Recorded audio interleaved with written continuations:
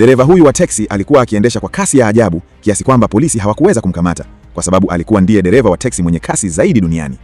Siku hiyo alipokea abiria wa kipekee sana, nyota wa soka wa Ufaransa, Djibril Cissé. Ulikuwa umesalia muda wa dakika 6 tu kabla ya mechi ya kombe la dunia kuanza, huku Daniel akihitaji kumfikisha uwanjani umbali wa kilomita 30. Ili kuokoa muda, Daniel alibonyeza kitufe maalum. Gari lake aina ya Peugeot 406 likabadilika papo hapo na kuwa gari la kisasa la mbio. Hata namba za usajili zilijibadilisha. Ndani ya sekunde 5 tu, mabadiliko yote yalikuwa yamekamilika. Cissé aliuliza kama angeweza kubadilisha nguo na kuvaa jezi yake, lakini Daniel alimkumbusha kwanza afunge mkanda wa usalama. Mara tu alipoufunga, Daniel alikanyaga mafuta kwa nguvu. Gari liliruka mbele kama mshale.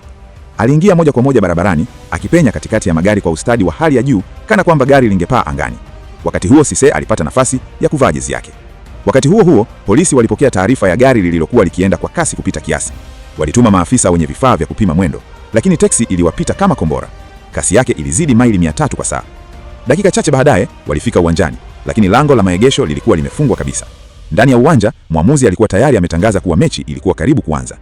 Bila kusita, Daniel alifanya uamuzi wa kushangaza. Aliendesha teksi moja kwa moja hadi ndani ya uwanja wa mpira. Mashabiki wote walilipuka kwa shangwe. Baada ya kufanya mzunguko wa ustadi na kusimama kwa ghafla, alimshusha Cissé uwanjani ndani ya dakika 5 na sekunde 50 tu. Kama ilivyotarajiwa kwa mchezaji wa kiwango cha dunia, Cissé alishuka kwenye gari akiwa mtulivu kabisa, kana kwamba hakuna jambo la ajabu lililotokea. Mechi ilianza rasmi.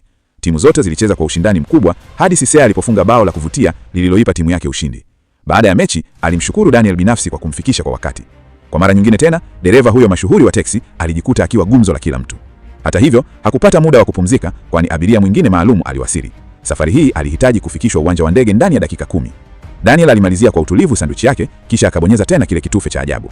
Teksi ikabadilika tena na kuwa mashine yenye kasi isiyo ya kawaida. Alipokanyaga mafuta, aliwaacha waliokuwa wakimfuatilia mbali sana ndani ya muda mfupi.